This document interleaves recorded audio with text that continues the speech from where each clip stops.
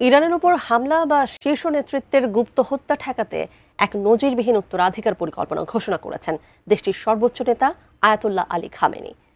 দেশ সংকটে পড়লে কার হাতে থাকবে ইরানের শাসন ব্যবস্থা, খামেনির এই তালিকায় রয়েছেন কারা, তা নিয়ে বিস্তারিত জানাচ্ছেন মিরাজ হোসাইন।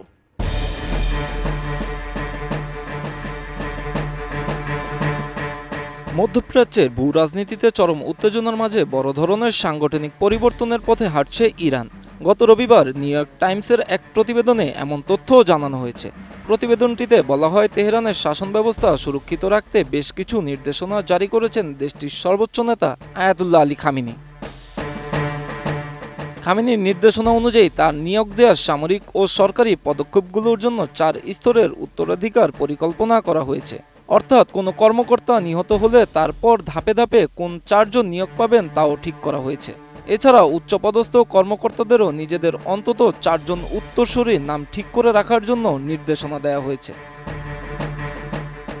যুক্তরাষ্ট্র বা ইসরায়েলের হামলা কিংবা তেহরানের শীর্ষ নেতৃত্বে গুপ্ত হত্যায় নিহত হলে একদল ঘনিষ্ঠ বিশ্বাসভাজনকেই দেশ পরিচালনার দায়িত্ব দিয়েছেন খামেনি। তাদের মধ্যে অন্যতম আলী লারিজানি। আলী লারিজানি ইরানের নিরাপত্তা প্রধান। গত আগস্টে এই নিরাপত্তা প্রধানকে সুপ্রিম ন্যাশনাল সিকিউরিটি কাউন্সিলের সেক্রেটারি পদে নিয়োগ দেওয়া হয়। মূলত এই কাউন্সিল দেশটির নিরাপত্তা ও পররাষ্ট্র নীতি সংক্রান্ত সিদ্ধান্তের ক্ষেত্রে চূড়ান্ত ক্ষমতা রাখে বলে জানা গেছে।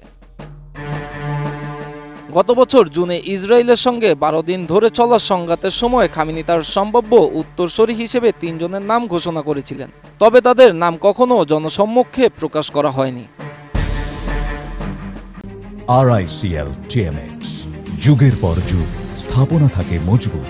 এছাড়াও প্রতিবেদনটিতে বলা হয়েছে, লারিজানি দেশটির সর্বোচ্চ নেতা হওয়ার দৌড়ে নেই বললেই চলে, কারণ এই পদের জন্য জ্যেষ্ঠ শিয়া আলেম হওয়া বাধ্যতামূলক। কিন্তু ইরানের শীর্ষ নেতৃত্ব যদি পুরোপুরি নিশ্চিহ্ন হয়ে যায়, সেক্ষেত্রে দেশ পরিচালনার জন্য যারা যোগ্য প্রার্থী তিনি তাদের মধ্যে অন্যতম। তবে এই তালিকায় আরও রয়েছেন সাবেক বিপ্লবী গার্ডসের প্রধান major general Yahya Rahim Safavi, বর্তমান স্পিকার মোহাম্মদ বাগের গালিবাফ এবং খামেনির chief of staff Ali Asghar Hejazi. এছাড়াও বর্তমান প্রেসিডেন্ট মাসুদ পেজিশকিয়ানও যে লারিজানির ওপর নির্ভরশীল তা স্পষ্ট হয় একটি ঘটনায়।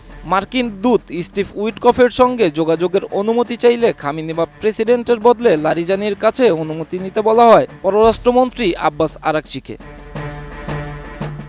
একদিকে মার্কিন প্রেসিডেন্ট ডোনাল্ড ট্রাম্পের হুমকির মুখে তেহরান ও ওয়াশিংটনের মধ্যে পর্দার আড়ালে চলছে কূটনৈতিক তৎপরতা।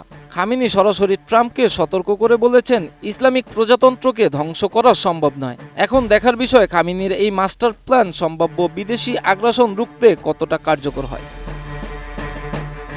Miraj Hossain, ATN news.